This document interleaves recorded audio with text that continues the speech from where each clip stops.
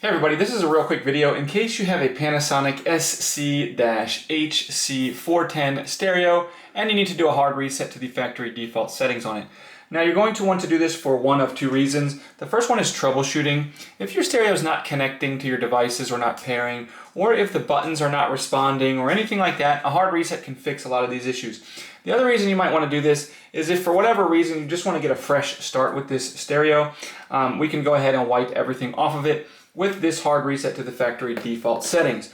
All we need to do is come in and first of all unplug the stereo. And then with the stereo unplugged, we're just going to leave it unplugged for at least 3 minutes. Once we've waited at least 3 minutes, we can come in and go ahead and press the power button, press and hold the power button. And while pressing and holding the power button, you can go ahead and restore power, plug the stereo back in. And just keep holding, keeping an eye on the display. And then when the display shows up dash across the display, that means the reset's done. You can go ahead and release the power button and set up your stereo like a brand new device.